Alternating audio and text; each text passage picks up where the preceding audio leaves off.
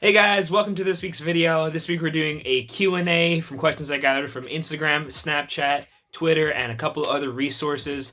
Don't forget to subscribe and hit the notification bell if you haven't so far. Let's get right into the video.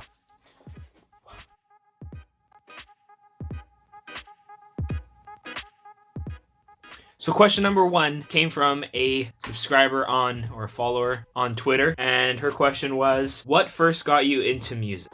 So I would say first what got me into music in general was my dad, and we're just talking generalized music, I'm assuming. So what got me into, maybe it's making music. Okay, so what got me into making music? So there's two parts. So there was high school when I first got into a guitar class, and I saw everyone else creating pieces, and at least back then, there wasn't a lot of music that I actively enjoyed listening to, so I kind of wanted to make my own. Guitar class really helped with that because I saw other people making their music and kind of molding it to what they want, and also guitar is just amazing. And then the second thing that really kind of pushed me towards actually getting started and doing something is when I went to Seasons with my friends. That was my first festival ever. I forget what year though, but I have a signed piece of paper, the ticket. I have it framed somewhere. I gotta find it. But so yeah, Seasons and the two artists that really kind of got me into it. Sunburn, Ekali, when he was just first started, he opened that festival, which is awesome. Odessa, and then Porter Robinson. So if anyone here is watching that knows me, they know that those are one of my two favorites, or two of my two favorites, a couple of my favorites. I'm rambling, but let's get on to the next question. Alrighty, moving on to the next question. Who inspired you to make music? And kind of like the first question, this one's pretty easy. It's inspired me probably Porter Robinson and Odessa, Skrillex as well, because I think Skrillex was the first electronic music I listened to ever, and then Odessa, and then Porter Robinson. They're interchangeable. I don't think I like one more than the other. They're all kind of unique in their own kind of way. But yeah, that's who inspired me to make music. And then moving on to the next question. Who would you like to collaborate with? Oh my goodness. Kind of like the first two questions. I would love to collaborate with Odessa. That would be amazing.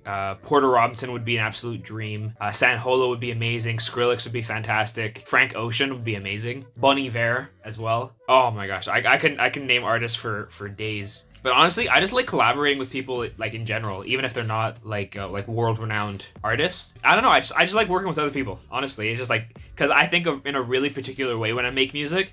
So I really just like to sit down and then enjoy watching someone else go through their process of making music, because it's wow, it's I've seen a few people, like my friend Jack Wild. I love watching other people make music because I think it's absolutely amazing. It's like when your teacher asks you to do something, figure out a math problem, but there's someone else who figured out a different way to get to that problem. I just think that's fascinating. But yeah.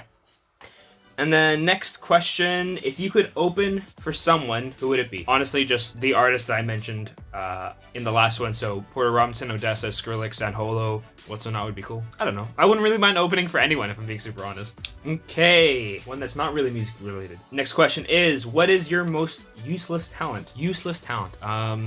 Frick, I feel like I have many. I can go like this with my tongue.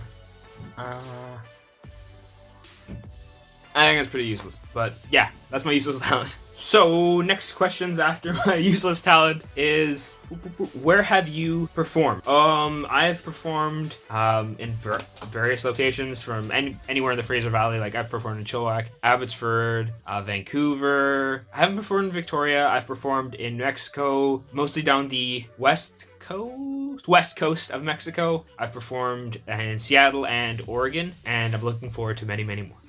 So another question is, what are your favorite venues or venue, and what's your least favorite venue, I'm assuming?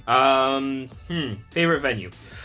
Probably, there's this one in Mexico. It's Cassandra Beach House, and then Hannah Sun Club.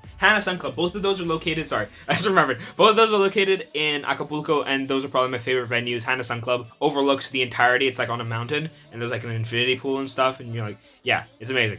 And then Cassandra Beach House is just amazing. It's on the beach, and people are super chill, and it's a really good time. That's pretty good. And venues I don't like, I don't know.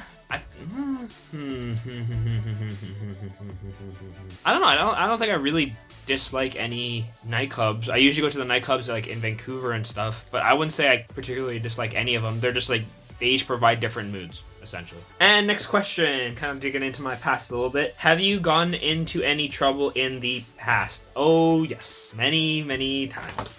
So I'm gonna take the easiest way and just talk about like with the law. So I've gotten a few over speeding tickets. Lost my car. I lost my license. Oh, geez, that was a long time ago. Mostly that. I think that happened like 2 or 3 times. Yeah, not fun. Not fun. Definitely learned my lesson. I don't speed or do anything like that anymore because it's just like it's too expensive. And honestly, losing your car, not being able to motor around after being able to motor around for such a long time sucks. So yeah, I think that's the most trouble I've gotten into.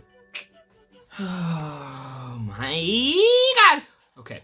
I don't get nervous when I do these things. There's no one here. Shit. It was recorded. So, after my trouble, what's the best advice I've been given? Probably that the music industry, and I think almost any industry, rewards sticking with it, regardless of like even on your worst days. Just remember that it's all a process, and it's not always going to be amazing.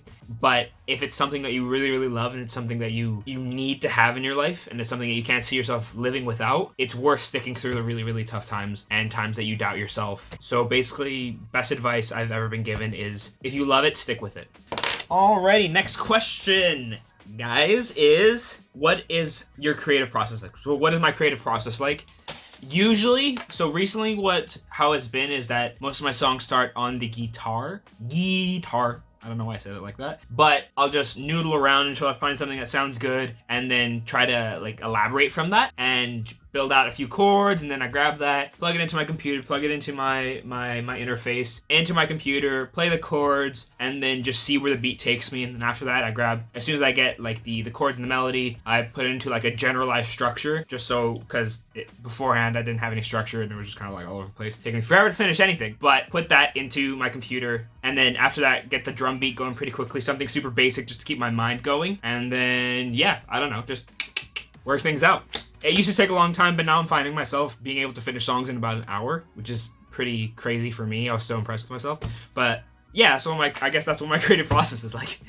Alrighty. What's one message you would give your fans? Probably the advice that I got given to myself is just, and honestly, this is advice I would give to anyone. They don't have to specifically be my fans, but if you're passionate about something and you love something, do it. Do it. Because, like, think about it. What's the worst that could happen? Like, you grow up and you realize, oh my gosh, I just did what I liked for the entirety of my life. Even if you didn't become rich, right? I don't know. At least that's the way I think about it. Like, even if I get super duper old and I'm not like a billionaire or anything like that or whatever, and I realize, hey, I just did the stuff I want and I took risks and I'm happy. That's good enough for me. And that's the advice I would give, honestly, to anyone. They don't have to specifically be my fan.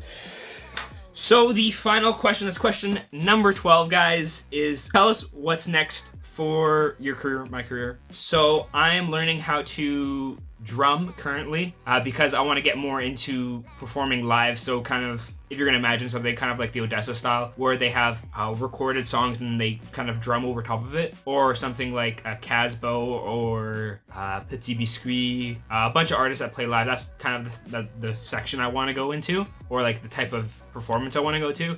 And then I've been planning this for a long time, but my own show, designing my own show. It's gonna take a lot more time, a lot more money, but yeah, I want to get into like live performances. Yeah, that's basically it. Guys, that has been it for today. Thank you so much for watching. Honestly, it means the world. If you haven't got a chance yet, please consider subscribing. And if you think I deserve it, give me a thumbs up. If you think the video sucked, give me a thumbs down. Tell me below why it sucked and if you want me to talk about anything in particular. But on that note, guys, I am going to go make some food. I'm absolutely starving. Going to have some more coffee, even though I've had 3 cups today. Thank you again. I love you guys so much. Have a great week. Stay safe, guys. And I'll see you next week.